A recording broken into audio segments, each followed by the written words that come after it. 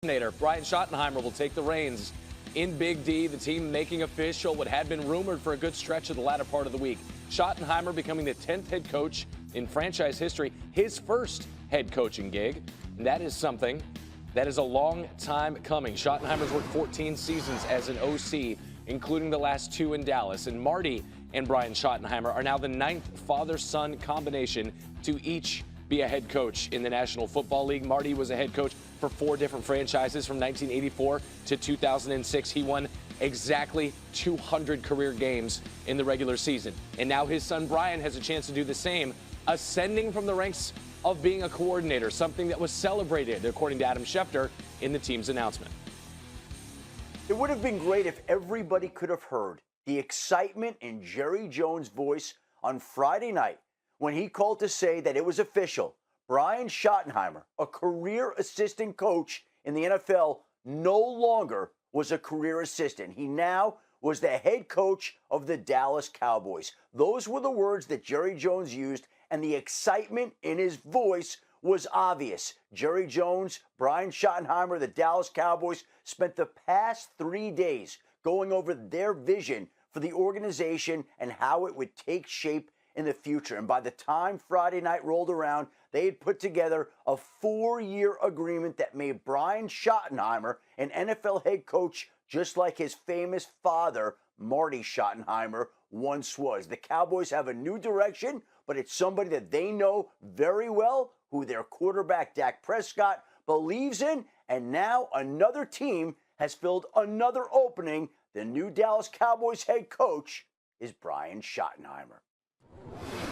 Schottenheimer is the 3rd internal hire to be named head coach in Cowboys history. He joins Jason Garrett and Dave Campo, and depending on your definition of success, neither of those 2 worked out. Campo lasting only the 3 seasons without a playoff berth. Jason Garrett, meanwhile, winning 2 playoff games across a span of 10 seasons. There is Brian Schottenheimer. There is Louis Riddick with us on SportsCenter this morning. Louis, what do you make of this move by Jerry Jones? Randy, it's not surprising in the least, right? I mean, this is the kind of thing that fits with what Jerry Jones, well, rather with how Jerry Jones likes to run his organization, which is he wants people who are going to fall in line and who he's going to be comfortable with from a relationship standpoint, and who's going to be okay with the way he likes to do business, both as an owner and as a GM, and basically as an overseer of the entire organization. Everything runs through Jerry Jones and basically stops with him. Now, that's not to say that this is a knock on Brian Schottenheimer. I was around Brian Schottenheimer back in 2001 when I started my scouting career in Washington with his father, with Marty Schottenheimer. And he has been someone who has been a career assistant and someone who's been around some great players and some great coaching staffs. And I think what Adam said, to kind of put, some shine onto this situation is the fact that he's someone that obviously Dak Prescott trusts and Dak Prescott has a great relationship with. And that's pretty important considering the kind of investment that Dallas recently has made in Dak Prescott. You have to foster that relationship. You have to get the very best out of Dak. Does this from the outside, from everyone who's looking at Dallas, look as though this was the best possible candidate that they could get, the best possible candidate on the market? No. But there's a lot of things internally that they know about Brian Schottenheimer that nobody else knows, and who knows how this is going to ultimately turn out. But it's not shocking in the least that Jerry Jones went internal, went with someone who he's comfortable with and someone who he knows exactly what he's going to get from them, and they know exactly what they're going to get from Jerry Jones. The Dallas Cowboys want to be playing football games on this championship weekend, not making coaching changes. Dallas has not played in the championship round of the playoffs since 1995. We have more on Lewis, more Phil Murphy, Randy Scott with you. SportsCenter AM continuing. Marty Schottenheimer won 200 regular season games in his NFL head coaching career, and now his son will get a chance to win his first. Brian Schottenheimer is the new head coach of the Cowboys, the team making official what had been rumored for a good stretch in the latter part of the week. Schottenheimer becoming the 10th head coach in franchise history, his first head coaching gig. He had been the team's offensive coordinator for the past 2 seasons. Hit that music, because our guy Jeremy Fowler is here, just champing at the bit. He knows that it's champing, not chomping. Speaking of, Brian Schottenheimer champing at the bit. He's waiting a long time for a head coaching opportunity. So why is Jerry Jones giving him one? Head coach Schotty had a lot of support in the building, not just with Jerry Jones. People at the top really value the relationship they built with Brian Schottenheimer. And the sense around the league is that this is a Dak Prescott hire. Dak Prescott likes Schottenheimer and the offense, the chemistry they have together. He likes the continuity that he brings. So it's kind of just running it back in a lot of ways, even though Mike McCarthy, if they could have found maybe some common ground on the number of years on a deal, he would still be there as of a couple weeks ago, but they just couldn't. So Schottenheimer stays in-house, and there is shock around the league that he somehow rose to the top here despite some other qualified candidates like Kellen Moore. The stage was set for him to get this job. He really wanted this job, and here he is. It didn't work out. So a lot of surprise. Doesn't mean he can't do well. They're going to have a good staff. Sources tell me that Matt Eberflus, recent Chicago Bears head coach, will be heavily in the mix probably as a defensive coordinator. So that's one to watch. Okay. All right. Listen, conference championships are tomorrow. You mentioned Kellen Moore, offensive coordinator. I mean, he has a game to play, or a game to coach, rather, tomorrow. The last time we saw his quarterback, Jalen Hurts, Hurts was clearly battling. What's the latest on the Eagles quarterback? Well, I checked with somebody with the team. They said he had a good week, that he was trying to feel out his knee issue. I'm sorry. I was working out. I know it's late Friday night. I'm out here in Los Angeles, but I was working out. Ernestine's waiting for me to eat dinner. Hazel's waiting on me to eat dinner. Working out, lifting weights. And the news broke, and it broke me in half. And I just said, I got to get it off my chest. I got to unleash. My worst nightmare is now my Dallas Cowboy reality. I don't know how much more I can take. Mike McCarthy's best buddy just replaced him as the next Mike McCarthy, quote unquote, head coach of my Dallas Cowboys. Translation, next in line to be Jerry Jones' puppet is Brian Schottenheimer. I am shot in the heart. I'm shot in the gut. I'm gut shot by Shotty. Brian Schottenheimer is the head coach. If you told me this a week ago, I would have laughed in your face. Brian wait, the guy who was out of work 3 years ago, and Mike McCarthy gave him a gig as the consultant to Mike McCarthy in the offense because he didn't have a job. Brian Schottenheimer is the head coach of the Dallas Cowboys. The guy who was elevated, promoted to offensive coordinator when Mike McCarthy was the offensive coordinator. Mike McCarthy called every play. Brian Schottenheimer didn't do much of anything but hang with Dak. Dak likes him, so he's the head coach. Jerry likes him because he knows he can run over him, control him, order him around, veto him, put him back in his place, put him back in his box every Sunday night. He's the head coach. Brian Schottenheimer? I mean, I don't know if you know Monty Python, but they did this movie. They're funny guys. It's crazy British humor. You probably don't know them, but they did this thing, Life of Brian. They should do another one, The Life of Brian Schottenheimer. It's a satire. It's a joke. It's a comedy. Don't get me started. Brian Schottenheimer. We could have Brian Flores. I like Brian Flores. I thought he got a raw deal in Miami. He was out there as viable candidate. So let me just trace this back quickly for you. A year ago, we could have had Dan Quinn. He was sitting right under our nose. Cap on backwards. Cap on backwards, Dan Quinn. I know Shotty puts his on backwards, but Dan Quinn, cap on backwards, basically was the unofficial head coach, but he's pretty full of himself because he was a really good head coach for a while. In Atlanta, he got a team to 28-3 up on Brady and Belichick in a Super Bowl. Look at him now. You notice what he's doing in Washington? I don't know. They're playing Philadelphia to get to the Super Bowl, Jerry. Could have had him. I thought he was right in line. They kept him a couple of years when he was big candidate in the head coach cycle. They kept him, gave him a big raise. I thought he was being kept on ice until Mike McCarthy finally ran his course in Dallas. And after we were down 27-0 in the first half of a home playoff game as the 2 seed against the youngest team in the playoffs, the Green Bay Packers, a year ago, I thought that was it. I thought game over. I thought Dan Quinn? Yeah, Dan Quinn. No, not. Jim Harbaugh was out there. I beat the table for Jim Harbaugh. No, Jerry's not going to go after Jim. He's too big. He's too strong. He's too powerful. He's made man coming off a college championship. He's his own man. My way or the highway, Jerry. Sorry. I'm sorry. I have no idea how this happened. I'm looking at texts I'm getting from friends just laughing their asses off at me. Laughing their asses off, and they should. I would too. All the viable candidates were out there. I mean, obviously, Deion was a dream candidate. I kept telling you, Deion's not leaving Colorado. But even if Jerry enticed him, there's only one way Jerry could turn his head back to Dallas, where he was born to be the next coach of the Cowboys. He's going to have to give him total control. Not just money, but power. Power, way more important in Dallas than money. No, because what if Deion came in and turned the culture on its head, turned the team around and won? Deion would get all the shine, all the credit, all the notoriety, all the attention. It would be Deion's world, and Jerry would be a little tiny sideshow, as he should be at 82.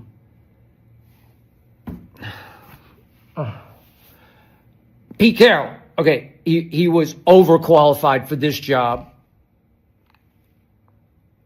He won a college championship. He won a pro championship. He turned cultures around. He's a fireball of energy, even at 73, going on 33. He would come in and say, enough of this country club. Focus on defense. Here we go. No, it's too big for Jerry. Too big a threat. Too much aura. Too much mystique. Too much legacy. Nope. Ben Johnson's out there. Aaron Glenn's out. I liked Aaron Glenn. I don't see Ben Johnson. I think he's too mousy, but that's what I call Kellen Moore. And you know what? I'm sitting here tonight,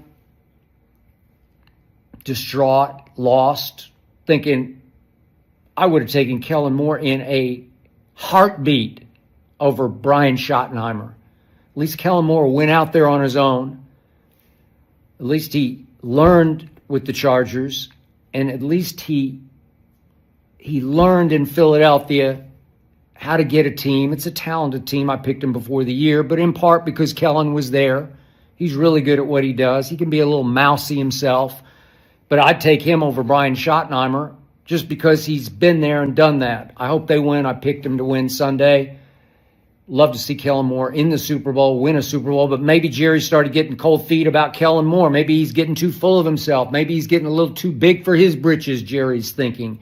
Maybe he would start to be too big a threat to Gerald Wayne Jones Jr., owner and operator of our Dallas Cowboys. We are stuck to death with Jerry Jones. Stuck. I'm watching texts come in as I speak, shaming me, ridiculing me. I don't blame you. Fire away. I deserve it. Brian Schottenheimer. Jerry's going to try to sell him. Mark my words. I told you this from the start. He's going to try to sell him as a chip off a great old block. Old Marty Schottenheimer. Highly respected coach. Yeah, he was highly respected, but he was just a very good coach. He wasn't a great one. What was Marty known for? Not winning the big one. Oh, that should make his son the perfect head coach for the Dallas Cowboys. His father couldn't win the big one. Marty Schottenheimer, coach of the year, 2004, couldn't win the first game. Marty Schottenheimer went from coach of the year in the National Football League to losing in San Diego a home playoff game to the New York Jets. Lost a home playoff game in overtime, albeit in overtime, 20-17, but he lost a home playoff game as the coach of the year. Does that sound like anybody you know?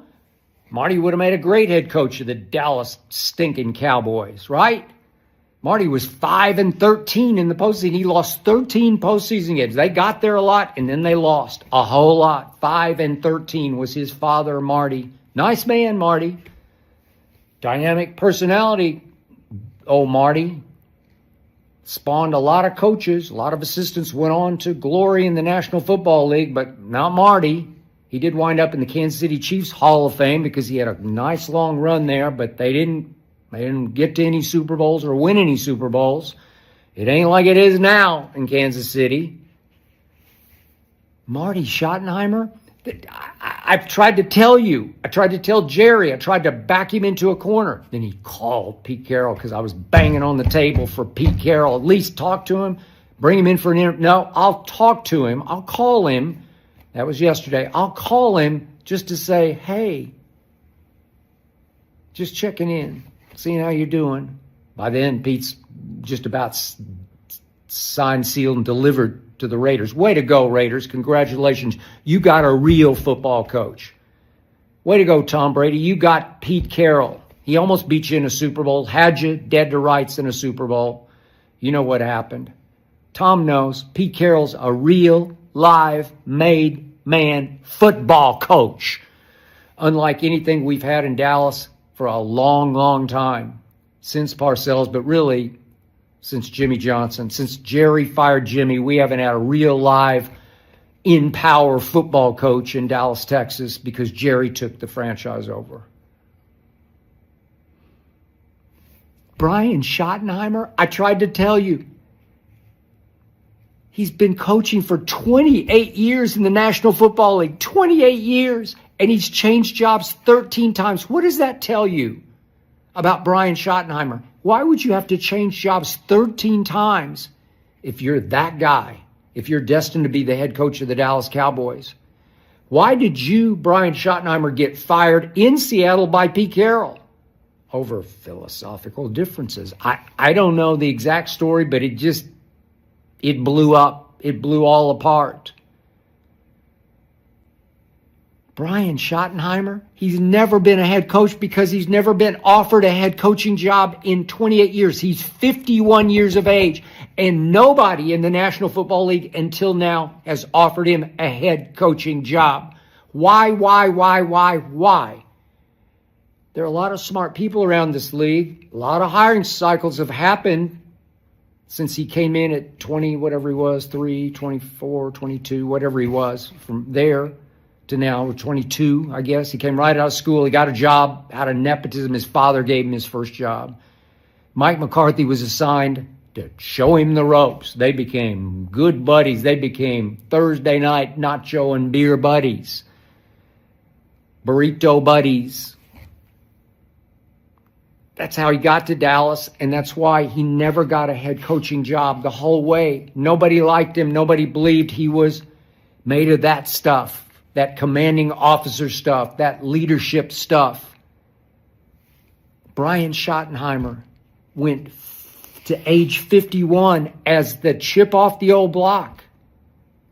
People around the league, when they say, oh, like father, like son. Nobody said it, Jerry. Nobody said like father, like son. Nobody except you.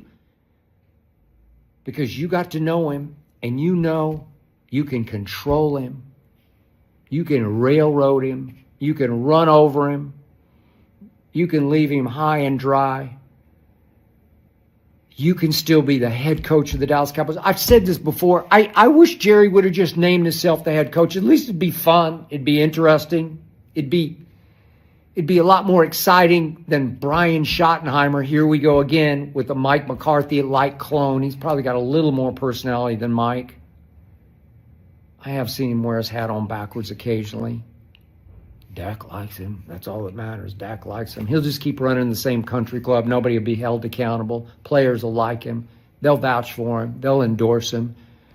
Because he'll just keep doing what good old Mike was doing, which is, it's okay, guys.